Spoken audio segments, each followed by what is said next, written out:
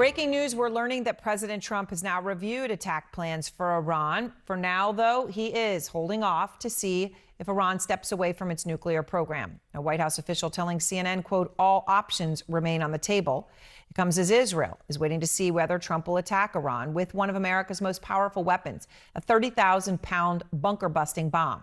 And Brian Todd is out front with a special report. More on this weapon that has actually never been used in combat. It's a sophisticated, frightening piece of weaponry designed to hit targets like some of Iran's key nuclear enrichment facilities deep underground. They're buried so deep, and no other bomb would be able to certainly destroy them. The GBU-57 Massive Ordnance Penetrator, also known as the Bunker Buster, the largest non-nuclear bomb in the U.S. military's arsenal. Designed, the Air Force says, to reach and destroy weapons of mass destruction in well-protected facilities. The Bunker Buster is roughly 20 feet long, weighs 30,000 pounds, with 6,000 pounds of high explosives. The Israelis don't have them, nor the means to deliver them. Only the U.S. does, and there is no public record that they've ever been used in combat. The United States has never encountered a target that required a bomb of this size. We have other very, very large bombs, such as the Moab, which is the mother of all bombs, as they say. That mother of all bombs, weighing more than 21,000 pounds, was dropped by U.S. forces on ISIS targets in Afghanistan in 2017. But the Bunker Buster, even heavier. Experts say the Bunker Buster has a thick, hard shell designed to withstand the impacts of the ground and plunge to the depths it needs to reach, with explosives in a fuse that also needs to be robust enough to penetrate the ground. The Bunker Buster doesn't have the biggest blast area, experts say, because it's designed to burrow into the ground before exploding. The only plane that can carry the Bunker Buster, the B-2 Spirit stealth bomber, flown by a two-pilot crew, capable of flying about 6,000 nautical miles without refueling and eluding an enemy's most sophisticated defenses. The likely target of the Bunker Buster, if the U.S. were to get involved in this conflict, Fordo, an Iranian nuclear enrichment site buried deep under a mountain beneath possibly 300 feet of rock. A key question, could the Bunker Buster really damage Fordo significantly? Experts say the Bunker Buster can penetrate about 200 feet into the ground, maybe more.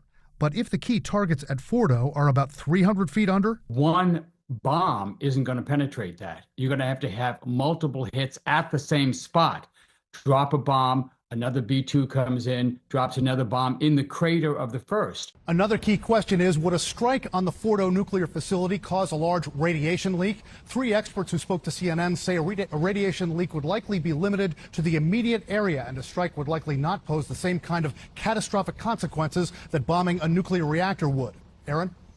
All right, Brian, thank you very much. I want to go to retired Colonel Mark Cancian. He oversaw the U.S.'s, development acquisition of these bunker buster bombs. So, Colonel, you know about these bombs more than anybody. Extensive knowledge of this bunker buster bomb, the one that could be used here, the GBU-57. I know you say Fordo was a specific reason that this bomb was developed, right? It's that this target has been out there. What would a strike with this bomb on Fordo look like? It would be dropped by a B-2, as we've heard. It would happen at night, because that's when the B-2s fly. They would drop it from a high altitude. It's a bomb, so it drops. It's not a missile. And it would strike the mountain in which the Fordo facility is located. And because of its design, it would go through hundreds of feet of material. Maybe not quite far enough, but it will go a great ways. It also has a large amount of explosives, ideas that will penetrate, that will explode, and that will cause either the collapse of the cavern or an explosion inside the actual facility. And so when we hear that, 300 feet, and then Seth Jones was saying earlier that there's been talk that some facilities could be half a mile deep, but that'd be, more like 2,500 feet. I mean, do you have any certainty as to whether this bomb would work, or is that essentially going to be just a who knows if they do it? Well, there's no certainty, but what is almost certain is that the United States will use several of them. As we heard, they might drop several in the same spot. The Israelis did that in Beirut to get the Hezbollah leader Nasrallah, and the United States would probably do the same, drop it either in the same spot or on several spots looking for a weak point. There's no guarantee they would find one, but there's a high likelihood that they would badly damage the facility. So I know that these bombers, these specific bombers, could take off from a few places, and the closest is the military base on Diego Garcia that the U.S. and U.K. share. But you're still talking possibly about 6 hours to get to Fordo. So is it possible the bombs are in the air and no one knows? And is the B-2 truly at this point something that people would not know was coming? Well, the B-2 have designed to be stealthy. That's low observable to radar and to the naked eye and to a variety of other means. So it's designed to sneak in and not be seen. And it's been quite successful at that. They could be in the air. It's unlikely at this point because night is ending at 3 a.m. in the morning in Tehran, and the bombers would have to strike and then get out of Iranian airspace. If there were a strike, my guess would be tomorrow night. So we'll watch for that. Right. Well, interesting when you say, I think you just said something very important, 3 a.m., right? That even the hint of dawn is a light that bomber doesn't want to have. So when you talk about night, it is the dark of night. Out front now, Israel's ambassador to the United Nations, Danny Danon. And Ambassador Danon, you heard Trump, and he's also now saying he's open to meeting with the Iranians again. So is that something you could support if that's the direction this goes? Evan, I can tell you about our actions, what we have achieved in the last 5 days, the way we pushed back Iran's nuclear program, and what we are doing as we speak. Regarding the U.S., it's a question for the U.S. president and his administration. You know, we tend to believe the Iranians. When they say they want to destroy us, we take that word for it. When they say they want to send rockets, you know, we take it for seriously. And I think when you look at what they are doing, you know, chanting death to America, trying to assassinate President Trump twice, killing American soldiers all over the Middle East, it's serious. But it's for the U.S. to decide what they want to do and how they want to do. So I'm curious, though, Ambassador, if we've seen a dramatic decline in the number of missiles Iran is launching at Israel. Israel, you have all said that you control the Iranian skies. You've destroyed 40% of their missile launchers and control their skies.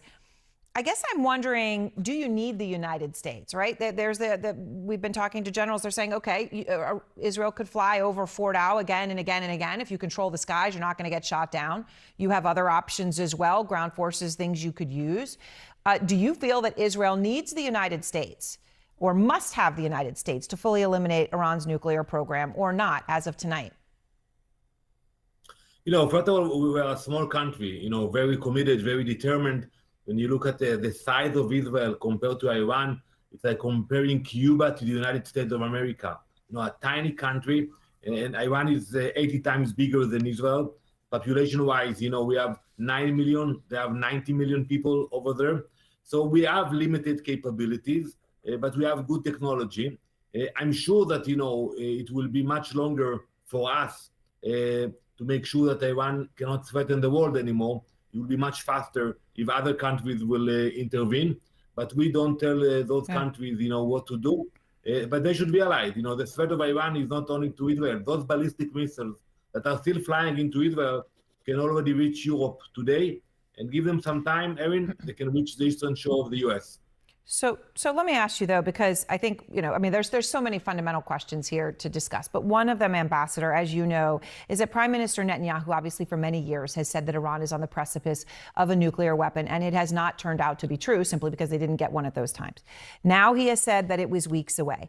I ask you about this because United States intelligence, we have reporting, has concluded, and we heard this from Tulsi Gabbard, that Iran was not actively pursuing a nuclear weapon at this time. And in fact, had they chosen to do so, which intelligence said that they had not, they would have been 3 years away for delivering one. But Israel launched this attack essentially saying Iran was days away. So somebody's just either really, really wrong or not telling the truth. Is it U.S. intelligence that's doing that? Well, let's analyze it. First, you know, listen to the word of the Ayatollahs. They speak about the destruction of Israel. They have a plan to do that, and they spend billions of dollars every year to make it happen. Second, look at the uranium level. That's not Israel intelligence. The IAEA said multiple times that they have enough enriched uranium to produce many bombs, not one. So why do they need uranium in that level? If they want to build a reactor, they don't need so much uranium and not enriched uranium in this level. And third, the ballistic missiles and the weaponization system. So, people expect us to wait, but until when? Until they actually launch the missile into Israel, and then what? So we got the information that they are moving fast. They are ignoring the international community.